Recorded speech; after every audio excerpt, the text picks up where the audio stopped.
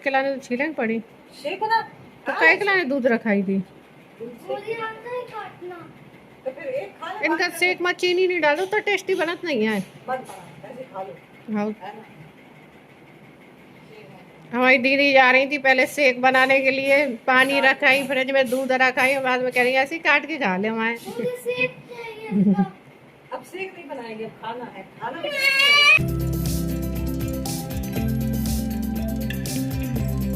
चावल रखे ऊपर खा लो, कौन से सोच में बैठे हो।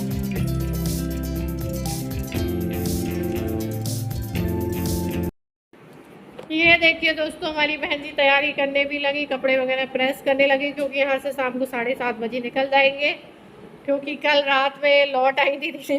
हाँ, पहुँच नहीं पाए थे क्योंकि सीट नहीं मिली थी और जाना मुश्किल था गर्मी के टाइम पे, तो इसलिए सोचा कि ऐसे एक दिन बाद जो है डायरेक्ट निकल जाते तो ज़्यादा ठीक रहेगा। रोज थैला लगा लेती है, रोज थैला निकाल के रख देती। एक पीछे रखा है बड़ा वाला, हमारा वाला, वो भी चलो नहीं चलो।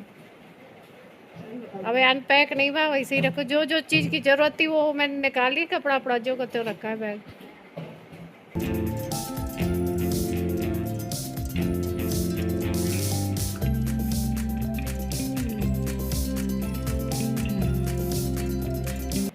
देवू एंड में से एक करवाएगा। देवू चलो भैया यहाँ ना दे तो भाग के। कल पता है मैं कपड़ा घड़ी कर रही थी, अपना तकिया ले पता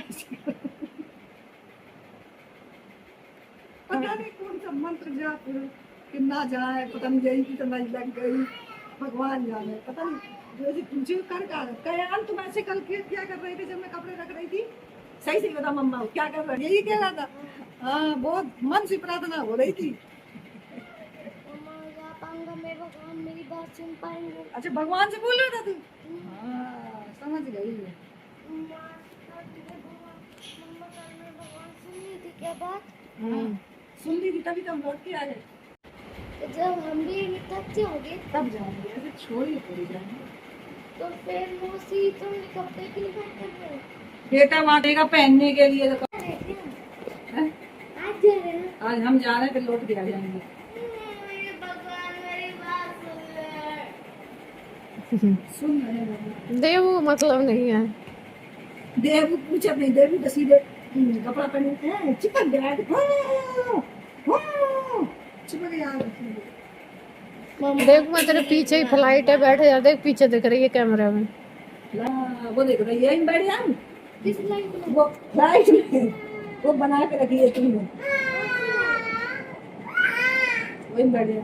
ये देखिए देवू कितने अच्छे से खेल रहे हैं मौसी के साथ में, तो दीदी से मैंने कहा थोड़ी देर रेस्ट कर लो, क्योंकि फिर रात में तो जागना ही है। और ये देखो इन्होंने कितना बारदाना फैला रखा है, सच में बच्चों ने इतना फैलाया इस टाइम पे, मैं बता नहीं सकती हूँ, क्योंकि इन्हें रोक टोक नहीं रहे हैं, डांट नहीं पड़ रही है। और आज मैंने जो हमारी हेल्पर है लक्ष्मी से कहा था थोड़ा जल्दी आ जाओ, तो आज ये थोड़ा सा और लेट हो गई। जब जल्दी की ज़रूरत होती है तो लेट हो ही जाती है ऑटोमेटिक, और जब देर की ज़रूरत होती है भले ही जल्दी आ जाए। तो जैसे ही वो करके गई है काम, वैसे ही मैं आ गई, नहा के आई हूँ, क्योंकि शाम को बहुत गर्मी लग रही थी, उन्हें किचन में और ज़्यादा गर्मी लगती है। बस नहा धो के आ गई थी मैं खाने की तैयारी करने। दीदी भी नहाने गई है, कह रही है कि थोड़ा सा फ्रेश फील होता है, मतलब शाम को नहा लो तो, और वैसे भी चिप चिप से पूरे दिन में अजीब सा ही हो जाता है। तो यहाँ पर मैं बना रही हूँ गाजर आलू की सूखी सब्जी, तो उसके लिए मैंने गाजर छील के अच्छे से काट लिया है। बाकी फ्राइड राइस बनाऊँगी, उसके लिए थोड़ी सी गाजर बचा दी, और बाकी की और भी सब्जियां ले आई हूँ मैं, क्योंकि रास्ते के लिए मतलब खाने के लिए पूड़ी पराठे न बना के कुछ जो वेजिटेबल्स डाल के सब्जियां डाल के फ्राइड राइस बनते हैं बिना मसाले के, वैसे कुछ बना दूँगी। मतलब वो अच्छे भी लगते हैं खाने में, घी से अच्छे से फ्राई कर देते हैं। मैं अयान को टिफ़िन के लिए भी बनाती हूँ कभी कभी वो।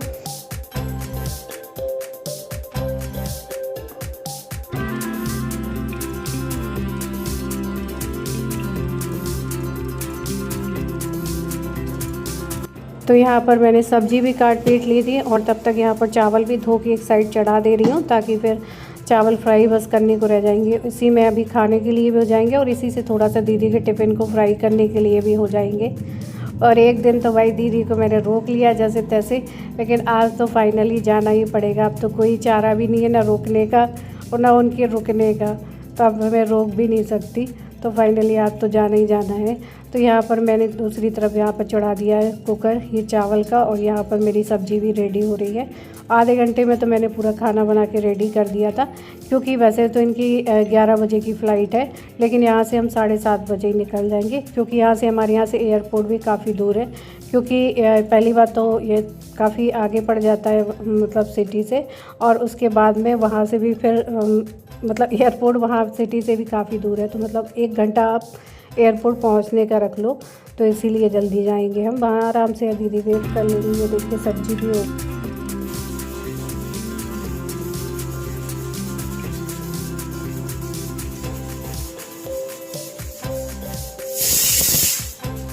और यहाँ पर ये फ्राइड राइस बनाने के लिए मैंने थोड़ा सा गाजर को ग्रेट कर लिया है, थोड़ा सा बीन्स कट कर लिए है, थोड़ी सी हरी मिर्ची काट ली है। तो ये सब्जियां मैंने डाल दी हैं। थोड़ी सी शिमला मिर्च नहीं डाली है, शिमला मिर्च मुझे अच्छी नहीं लगती, तो मुझे मतलब जो चीज़ मुझे नहीं अच्छी लगती तो मैं मन में ही सोच लेती हूँ सामने वाले को भी नहीं अच्छा लगेगा, ऐसा होता है ना, मेरे दिमाग में चलता रहता है। तो कढ़ाई में मैंने यहाँ पर घी डाला है, हींग जीरा डाला है, उसके बाद में हरी मिर्च और करी पत्ता डाल दिया है, और ये सारी चीज़ अच्छे से पक गई है। तो यहाँ मिर्ची डाल दी, उसके बाद में बीन्स डाल दिया है, थोड़े से काजू डाल दिए मैंने, और उसके बाद में गाजर वगैरह डाल के भी थोड़ा सा नमक डाल के फ्राई करने के बाद इनको पका लूँगी। और उसके बाद में हम डालेंगे इसमें चावल, हल्का हल्का सा बिल्कुल थोड़ा सा मसाला डाल दूँगी, हल्दी वगैरह इसमें नहीं पड़ेगी। और ये देखिए कितने अच्छे खिले खिले फ्राइड राइस बन के तैयार है, इसमें राई वगैरह सब पड़ी है।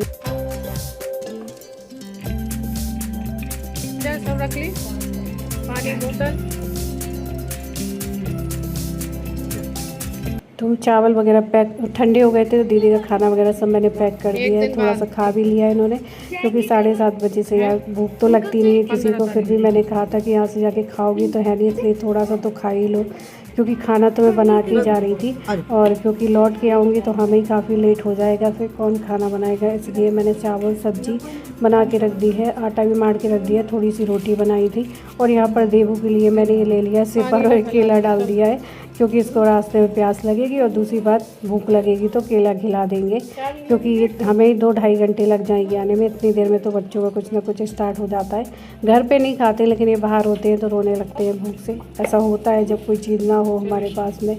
तो बस अभी हम निकल रहे हैं, और अयान को अभी भी उम्मीद है कि शायद हमें जाने को मिल जाए या मौसी रुक जाएं। इससे बताया ही नहीं मौसी मुरैना वापस जा रही हैं, क्योंकि ये कह रहा था कि मुझे भी ले चलो, मुझे भी चलना है, मुझे भी चलना है। कैसे कैसे मौसी मतलब दीदी ने इसको मनाया है कि अभी हम लौट के आएंगे, कल फिर से आना है लौट के, अपना काम से जा रहे हैं स्कूल के काम से, और वहाँ से हम लौट आएंगे, फिर तुम्हें लेवा जाएंगे आके। तो फिर वो बहुत ज़िद कर रहा था कि मौसी कपड़े क्यों ले जा रही हो, मतलब पूरा दिमाग ये लोग लगा लेते हैं। तो उन्होंने कहा कपड़े की भी तो ज़रूरत पड़ेगी, बैग क्यों ले जा रहे हो, कल वापस आना है, मतलब बहुत ज़्यादा परेशान यार।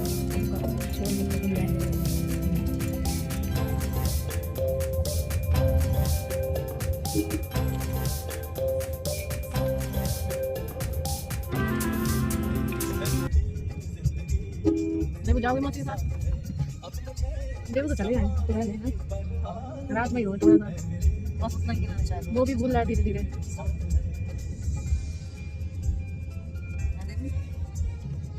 ये देखो जैसे एयरपोर्ट आने वाला था वैसे ही वो मेरी गोद से जाके दीदी की गोद में चिपक गया।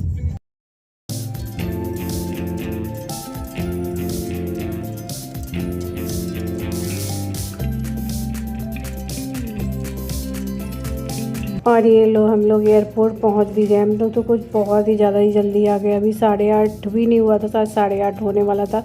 अब दीदी को यहाँ पर चेकिंग वैकिंग में जितना टाइम लगेगा वो भी उनका जल्दी हो गया था, मतलब 10-15 मिनट में ही फ्री हो गई थी। उसके बाद 1.5-2 घंटे यहाँ पर बैठ के वेट करना था, मतलब अकेले बैठ के।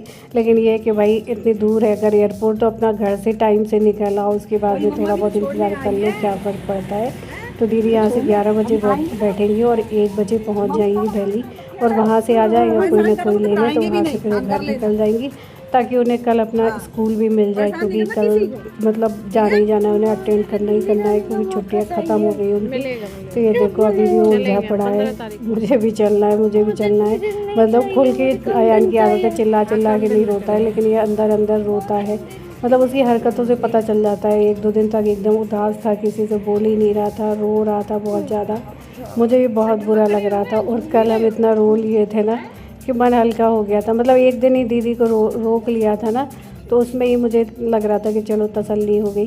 तो बस यहाँ से आ गया था विदा लेने का टाइम, क्योंकि सामने से अब दीदी को अंदर एंट्री अकेली ही करनी है। इधर तक का हमारा साथ था, इधर से अकेले जाना है। तो मैंने कहा चलो गेट तक और छोड़ देती हूँ, उसके बाद में वो अपना जाएंगी अंदर।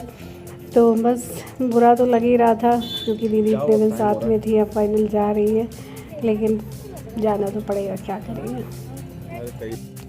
सच में बहुत, मैं तो अभी इतना, मैं थोड़ी देर और रुकती है वो बोलती तो मेरा सच में रोना फूट जाता। और घर जाके मुझे बहुत रोना आ रहा था, बहुत देर बैठ के रोती रही थी।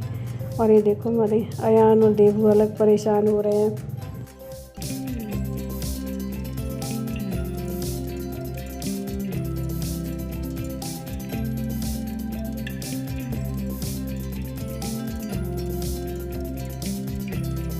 तो यहाँ पर गेट से अब दीदी को अंदर जाना पड़ेगा।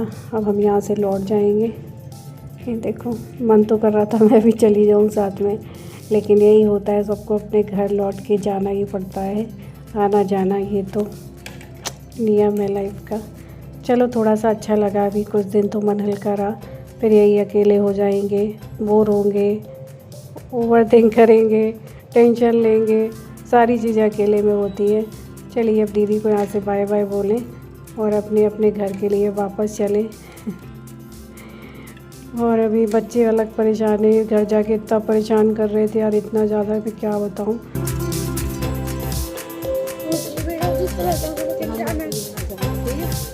लेकिन मुझे कल जाना है।